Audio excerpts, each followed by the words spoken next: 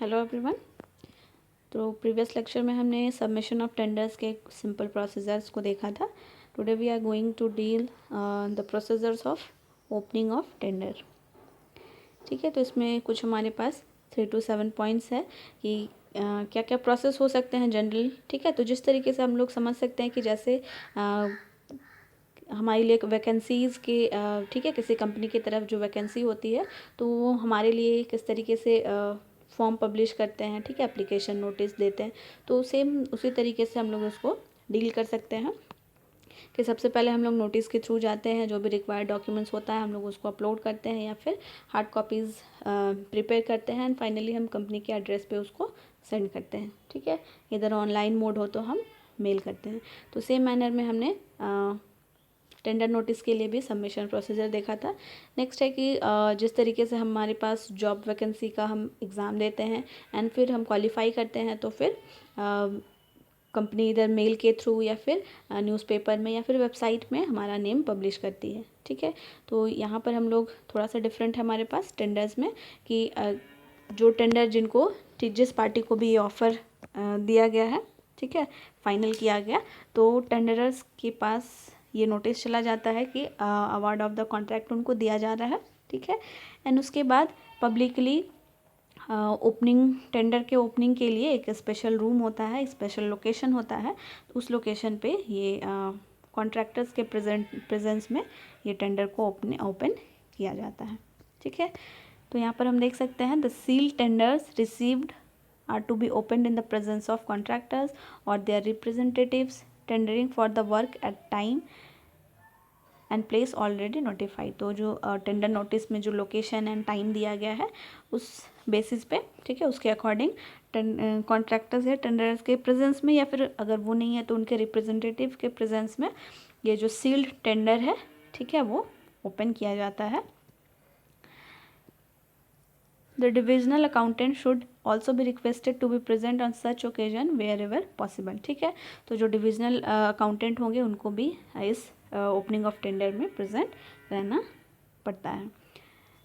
The office opening the tenders has to read out the rates offered in case of the item rate and the percentage rate tenders and amount in case of lump sum tenders for information of all those present। ठीक है, तो next जो officer होते हैं, ठीक है, वो tender opening के टाइम में, ठीक है, ये रीड आउट करते हैं जो भी टेंडर नोटिस में, ठीक है, जो सील टेंडर है उसके अंदर जो भी रेट्स ऑफ आइटम है, ठीक है, या जो भी परसेंटेज रेट टेंडर्स है, तो उन सभी रेट को जो ऑफ़र किया गया है टेंडरर को, तो वो सारा कुछ इसमें मेंशन होता है जिसको कि ऑफिसर ओपन करता है, ठीक है, ओपनिंग के टाइम में।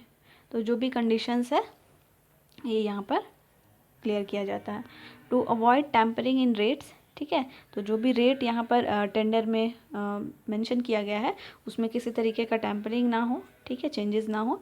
इसके लिए being a comparative statement is made out and put up to him by the office. ठीक है, ये ऑफिशियल वर्क होता है। He has to assess the corrections, overwriting etcetera in reading, number them and put his initial at the foot of each page of document attach to the tender.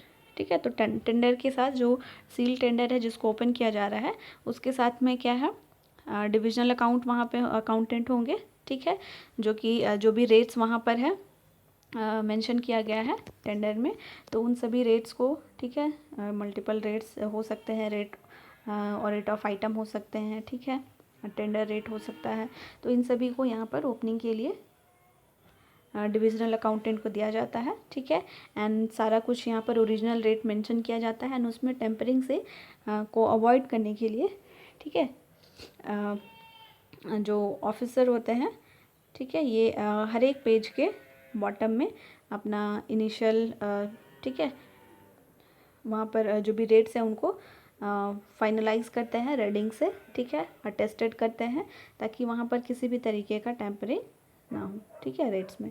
तो original जो initial tender notice में जो rates वहाँ पर mention किया गया था उसी रेट को फाइनलाइज किया जाता है टेंडर ओपनिंग के टाइम में। ठीक है, जो भी टेंडर नोटिस के साथ में टेंडर के साथ में जो भी डॉक्यूमेंट्स अटैच्ड हैं उनके साथ, ठीक है, तो हर एक पेज में इस तरीके का अटेस्टेड किया जाता है। ठीक है, tenders containing unauthorised corrections and mutilations are liable to rejection. तो किसी भी तरीके का अनऑथराइज्ड करेक्शंस अगर हो रहा हो, ठीक है, या फिर किया गया हो, तो ये these are liable to rejection, ठीक है, इनको रिजेक्ट किया जा सकता है, उनके लिए लायबिलिटी रखते हैं। The tenders which are not received in proper duly filled और signed or are not supported by requisite earnest money are to be summarily rejected, ठीक है, and a record of such cases to be kept in the register of tender received।